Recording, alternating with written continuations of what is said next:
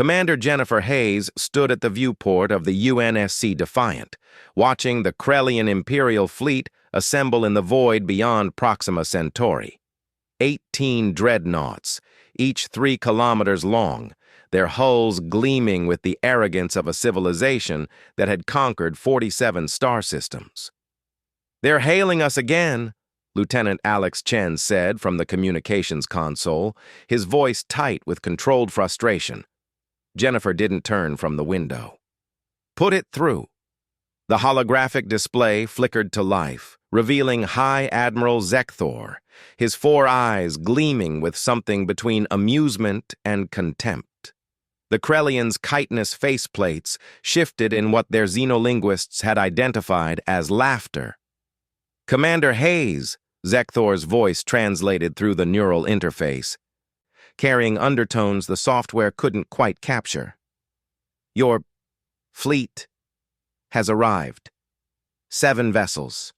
We counted them twice to be certain we weren't mistaken." Jennifer's jaw tightened. 7 ships. That's all Earth could spare. The Defiant, 2 heavy cruisers, and 4 frigates, against an armada that had glassed 12 inhabited worlds. "The Galactic Council has issued its ultimatum," Jennifer replied evenly. "Withdraw from human space, or face the consequences." Zekthor's laughter echoed through the bridge. "Consequences? From the species that still uses chemical rockets? That discovered quantum entanglement only 30 years ago?" He leaned forward, his mandibles clicking. "Humanity is a novelty, Commander. An amusing footnote. We've granted you this meeting as a courtesy before we claim your colonies. Your Earth will remain as a nature preserve for primitive species." Alex's hands clenched at his station. Jennifer caught his eye and gave the slightest shake of her head. "We invoke Article 7 of the Concordat," Jennifer said. 1 hour to withdraw." "An hour?" Zekthor's eyes widened in mock surprise. "How generous. We shall use it to prepare our boarding parties." The transmission cut. Jennifer exhaled slowly, then tapped her command console. "Alex, initiate protocol whisper." Alex's fingers flew across his interface, entering a 32-digit code that existed in no database, memorized by only 7 humans in the entire fleet.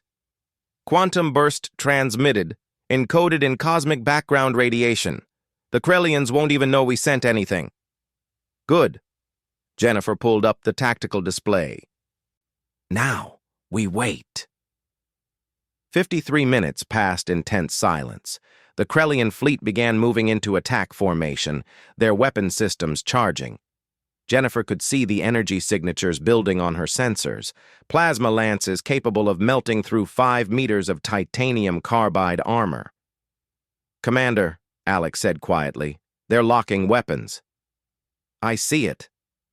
"Jennifer." Alex rarely used her first name on duty. "If this doesn't work." "It will work."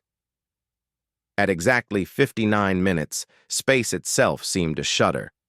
They appeared without warning, without the telltale quantum distortions that preceded FTL jumps. One moment the void was empty. The next, it was filled. 300 ships. But these weren't ships in any conventional sense.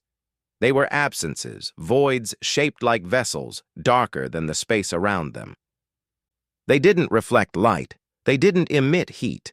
They simply were, holes in reality shaped into instruments of war. Jennifer allowed herself a small smile as Zekthor's panicked transmission flooded all channels. "What is this?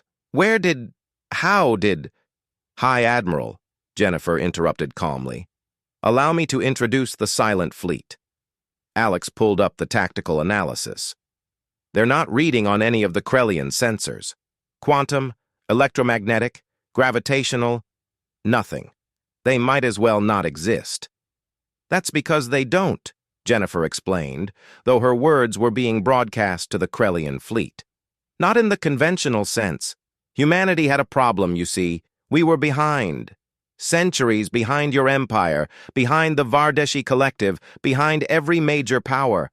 We couldn't build bigger plasma weapons or stronger shields. We couldn't master your technologies. One of the silent ships drifted forward, passing within meters of a Krellian dreadnought. The Imperial vessel's hull rippled, metal flowing like water, then solidifying again. Alarms blared across their communications. So we went a different direction, Jennifer continued. We couldn't match your weapons, so we built something you couldn't detect.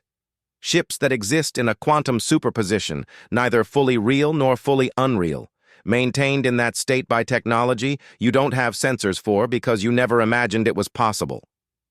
This is a trick, Zekthor bellowed, an illusion. Is it? Jennifer nodded to Alex. Alex transmitted the command. 300 ships that shouldn't exist began moving. They phased through the Krellian vessels, their exotic matter hulls passing through conventional matter like ghosts. But as they passed through, systems failed. Power cores destabilized. Weapons went offline. Life support fluctuated, not destroyed, disabled. Here's what's going to happen, Jennifer said, her voice cold. You're going to withdraw every Krellian ship from human space. You're going to inform the Galactic Council that humanity is under our protection. And you're going to do it in the next 10 minutes, or my fleet will phase your dreadnoughts into the nearest star. Silence stretched across the void. You're bluffing, Zekthor said, but his voice wavered. Jennifer leaned forward. We're the species that split the atom before we left our homeworld. That developed quantum computing before we mastered fusion. That theorized extra dimensions while you were still perfecting your plasma weapons. She smiled without warmth. We don't bluff, High Admiral. We innovate. Alex watched his console. Krellian fleet is powering down weapons. They're withdrawing. Jennifer watched the massive dreadnoughts begin their retreat, the silent fleet escorting them to the edge of the system like phantom shepherds. Alex, she said quietly, prepare a message to Earth Command. Tell them the silent fleet's first deployment was successful. Humanity has a seat at the table now. And if they ask how we kept 300 ships secret, Jennifer glanced at him. Tell them the truth. We built them in dark space with resources from colonies no one knew existed, using physics the Galactic Council still thinks is impossible. She turned back to the viewport. Tell them we learned from history. The weak don't survive by fighting fair. They survive by changing the rules. In the darkness beyond, 300 ships that shouldn't exist faded back into quantum uncertainty, waiting for the next time humanity needed to remind the galaxy why humans were dangerous. Not because they were the strongest, but because they refused to stop thinking.